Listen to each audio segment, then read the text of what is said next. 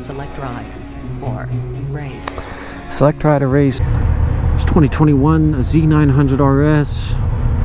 Has 4,631 miles on it. Does have hazards.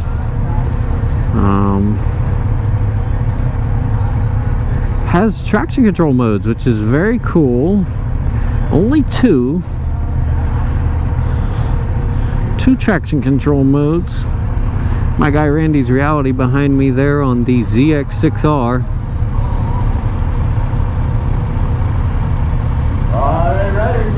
And we're gonna get moving.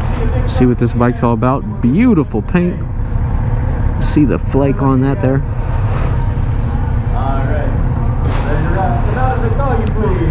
ABS model. Ooh, nice power. Nice power. Sounds good. This is actually a machine that's mildly up my alley. The power feels good. Man, it's got some nice power. Red line's looking at just about 10,000 RPM.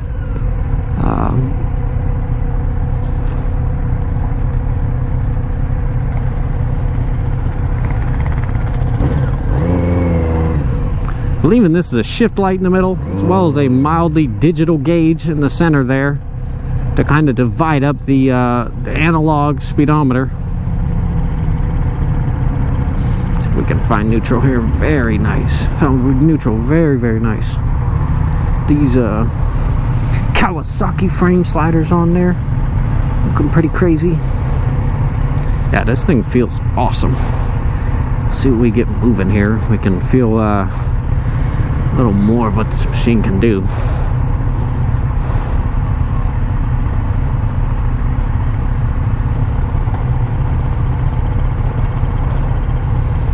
Shifts into gear very smooth.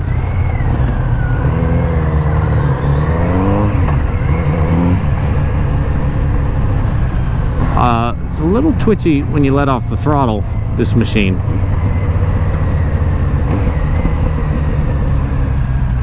Kind of just like the throttle just cuts itself. As far as banging neutral goes, this transmission's very nice. The bike feels really nicely balanced.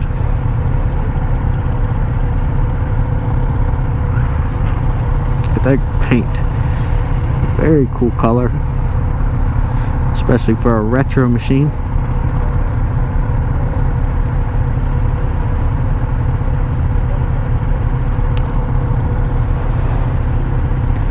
Clip-ons are down a little far. Feels a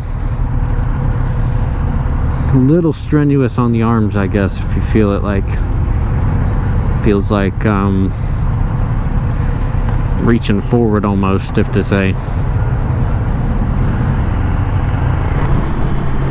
This thing gets up to speed very nicely.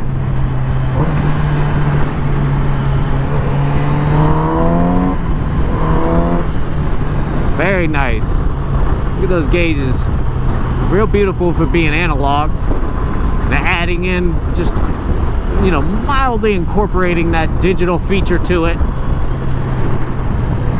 Really makes this bike a pretty cool machine. You know, a little bit of the past, some of the future, some beautiful colors to,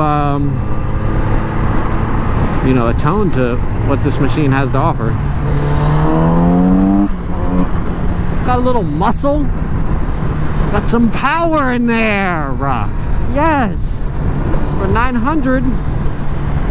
Feels super fun from a stop and go, but at 50 and 60, this is nice. Got tons of rev range.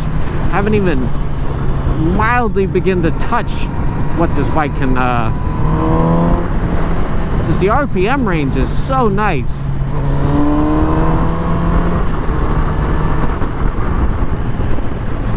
Could still be a great corner carver, which is, I'm going to try and give this gentleman here in front of me a little bit of room just so I can, you know, wiggle this bike around a little bit. Feels very nimble.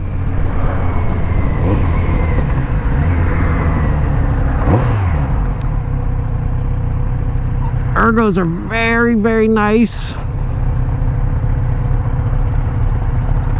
Very nice. Showing 88 degrees, and I believe that is outside. That is not the temperature of the vehicle, that's for sure.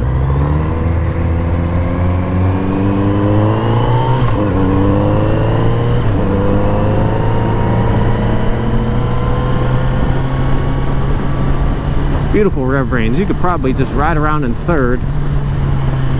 Not only are you going to have some fun, but you can hit these back roads and probably lean this machine over just a bit. Nice sound going on to it.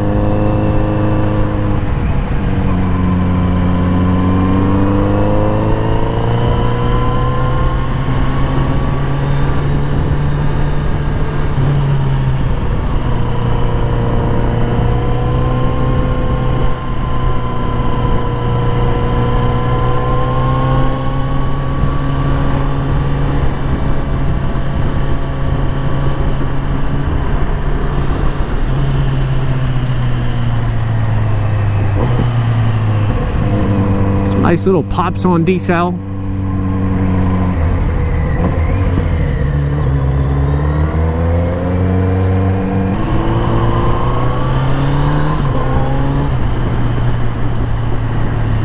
I actually like the dash for not being super high tech. It really fits this machine well as adding that a little bit of electronics. You know, that really adds to the function of it. It makes it all the sweeter. That the dash is retro, but at the same time, it's got some retro function to it. It's got some new age drip.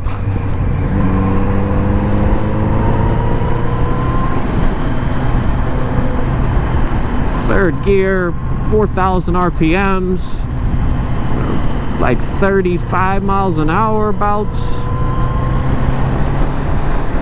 Probably more like 40 when you're at $4,000. This thing definitely performs very, very well. No gripes about it so far.